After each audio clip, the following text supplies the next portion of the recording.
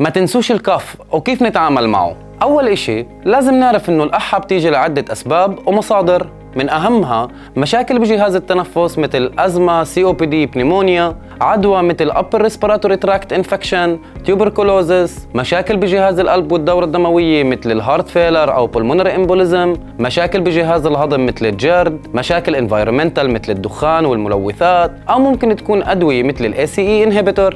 بعد ما عرفنا أهم المصادر لازم نبلش ندور على نوع القحة، هل هي جافة أو دراي أو برودكتيف يعني مع ميوكوس، هل بتصير في وقت معين خلال اليوم أو بعد ما الواحد يتعرض لتريجر معين. إذا كان دراي كاف غالباً ما برتبط الإشي مع الجرد، أزمة أو ACE inhibitor. أما إذا كان برودكتيف كاف ففكر في انفكشن مثل بنيمونيا أو كرونيك برونخايتس. إذا كان أكيوت كاف بيستمر أقل من 3 أسابيع وعادة بيكون بسبب انفكشن. أما إذا كان كرونيك كاف بيستمر لأكثر من 8 أسابيع ويمكن يكون بسبب COPD، أزمة أو جرد. إسا خلونا نيجي على التشخيص. نبدأ بالتاريخ والأعراض من لما يوصل المريض. نبدأ نسأله وين تبلت القحة، المدة، النوع، أي أعراض ثانية إجت معها مثل حم، ضيقة نفس أو نزول بالوزن. نحدد إذا كانت القحة مزمنة أو حادة.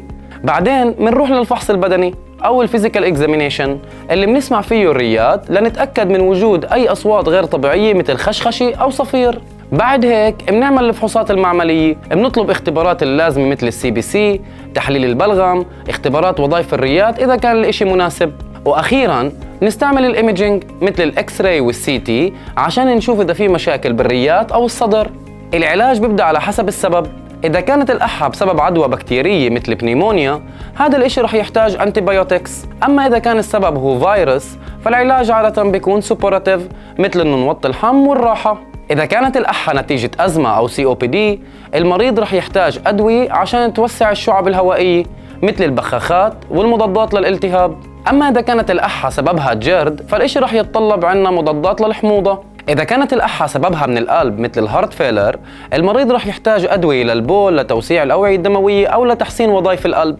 أما إذا كانت environmental فلازم نتجنب هاي الملوثات وندور على بيئة نظيفة. والسلام عليكم.